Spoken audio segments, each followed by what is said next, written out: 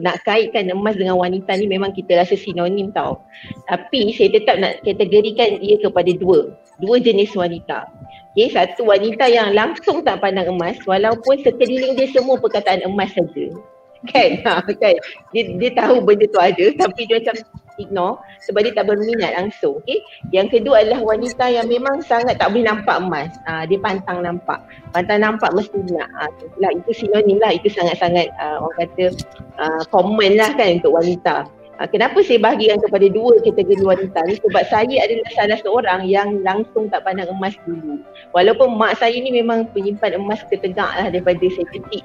Saya lah yang expert mak saya pergi kedai emas. Tapi saya langsung tak ambil apa-apa pengajaran daripada situ lah nak kata kan. Benda dah ada depan mata. Tak ambil pot lah orang kata. Cakap kenapa lah mak aku nak pergi kedai emas dia kerjanya kan.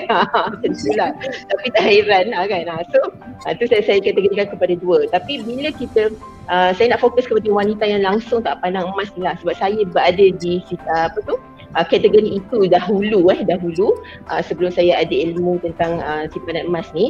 Okey, kenapa anda perlu buka mata dari sekarang? Kenapa?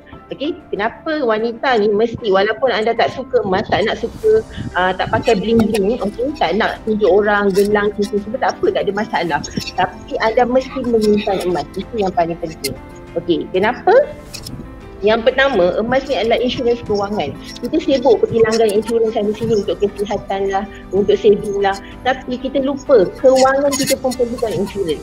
Okey? Tak ada siapa yang ambil, tak ada siapa pula, kau dah beli insurans kewangan? Tak ada pula orang tanya macam tu, betul tak Wanisa?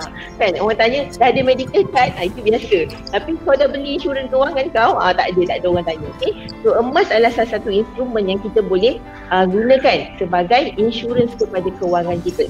So kalau apa-apa jadi dalam keadaan kecemasan, kita ada emas, backup tu. Sebab kita tahu duit ni sifat dia untuk dibelanjakan. Jadi dia tak akan kekal lama walaupun kita menyimpan dalam bentuk duit. Konon-konon ada simpanan tapi simpan makin lama makin sikit lah, macam gitulah. Okey. Yang kedua, sebagai seorang yang dulu seorang yang shopaholic dan boros, emas ni adalah memang ubat paling mujarab lah. Ini pengalaman saya juga. Kita simpan emas, kita boleh wujudkan saving real. Okey. Kalau dulu simpan duit, rasa menyimpan dah tapi mana simpanannya hilang. Tak ada kan. Tapi bila kita simpan emas, dia boleh elakkan ataupun kurangkan nafsu kita untuk berbelanja. So sebab biasanya kita perempuan ni dia bukannya belanja benda yang orang kata keperluan sangat kan. Sebab contoh kalau isteri, suami dah banyak belikan yang bahagian-bahagian keperluan. Jadi kita ni nampak tu nak beli, nampak tu semua adalah kehendak. Contoh handphone 2,000 dah boleh pakai tapi kita nak yang 6,000 contohlah kan. So budget dah lebih besar di situ. Okay? So emas ni kita boleh gunakan dia sebagai ubat untuk kita rawat kita punya penyakit tu. Penyakit wanita ramai yang ada lah, penyakit boros dan shopaholic tu kan. Okay, lepas tu kita tak nak jadi perompak untuk diri kita sendiri. Kita tak sedar walaupun kita menyimpan, tapi kalau kita menyimpan contoh kita simpan duit dalam tabung haji, lepas tu hujung bulan kita banyak je duit dalam tabung haji aku ni, korek lah balik. So sebenarnya kita merompak duit kita sendiri, kita tak sedar. Sibuk salahkan perompak sana sini padahal kita sendiri adalah perompak kepada diri kita. So itu pun dah, memang benda ni tak ada orang ajar dalam kelas tuan-tuan. Saya cikgu, saya tak pernah ajar buat anak murid saya benda ni dalam kelas dan saya pun tak pernah belajar semasa saya di sekolah.